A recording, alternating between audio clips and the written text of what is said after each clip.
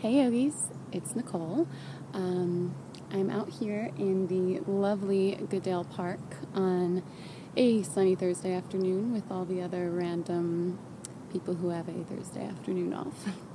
So I decided to get out of my dingy living room and give you guys a little lesson on crow pose, Bakasana, to help you out with that, as requested by the lovely and talented Gia Margaret.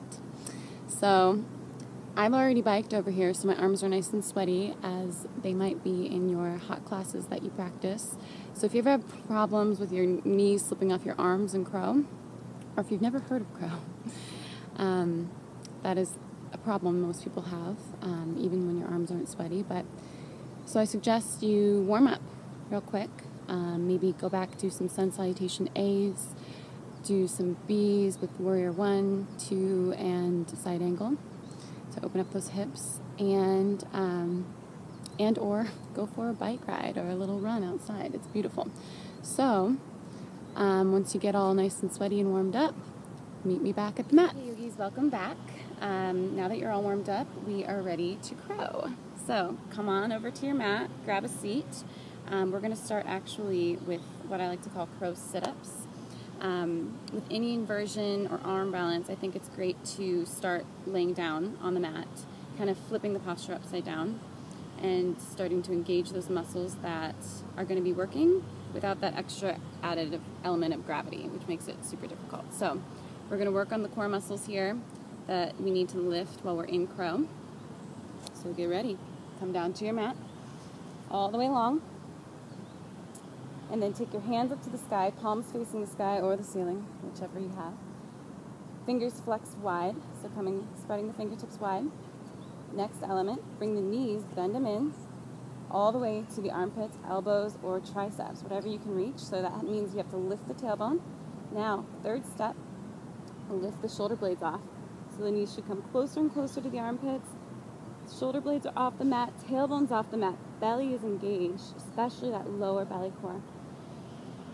Big inhale, exhale here, and inhale, stretch it out long, hover the heels over the mat a couple of inches, and exhale, bring it back to crow. Press into the sky with your hands, press those knees into the armpits, lift the tailbone, lift the shoulder blades, inhale out long, handstand, hover the heels, exhale, crow.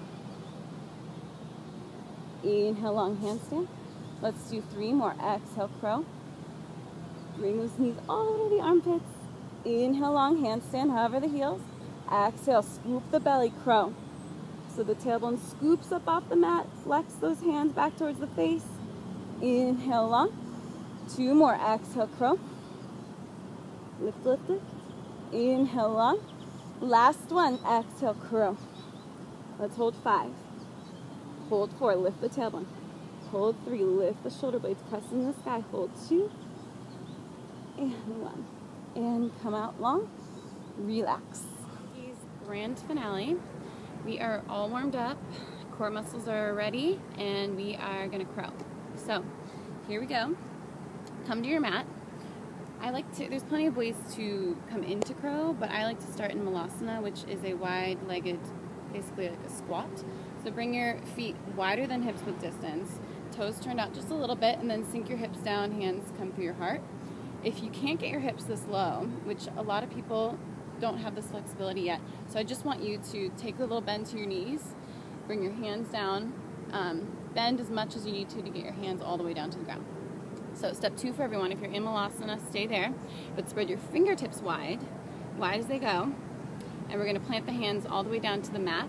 Our hands are our feet in this pose, so it's really important to get the hands spread wide, make as much surface area as possible, and really dig those fingertips in. It will really help. Okay, so hands are down. We're either standing or squatting. Wherever you are, I want you to lift your hips, start to rock weight into the hands, making a nice shelf with the elbows, so make a 90-degree bend almost. And our chest is coming over the tops of the hands. Step 2, snuggle the knees into the armpits. So you might want to lift the heels, you might want to walk the feet in. And if they don't reach the armpits, the triceps are fine, a little above the elbows is fine, wherever you can get it, but just make sure you get your hips as high as they can go. So this is step 2. Step 3, engage the core muscles that we worked on the floor. So the lower belly, pull it in, which will elevate your hips really high, and which will make your knees weightless on your arms. So Gia, specifically, she's probably the only one. I'm just kidding. But we all usually have problems, especially in sweatier classes, with our knees slipping off our triceps. The remedy for that is 1, a towel, and 2, the more technical remedy is squeezing in this lower core, sucking it in, lifting the hips so that the knees aren't relying on resting on the arms, and then maybe someday you'll eventually float up into a handstand. Who knows? Okay, so we're here. Fingertips spread wide, rock the weight forward, bend into the elbows, create your shelf, stick your knees close to the armpits as they go, lift the heels, send the gaze forward. Last and final, most important step for crow, sending the gaze as far forward as you can go, rocking your weight forward. You're gonna feel like you're gonna fall on your face, but if you keep your gaze forward, I can't guarantee, but it's more likely that you won't. All right, level 1, just pick up one toe, stay here, lifting the heel towards the sit bones.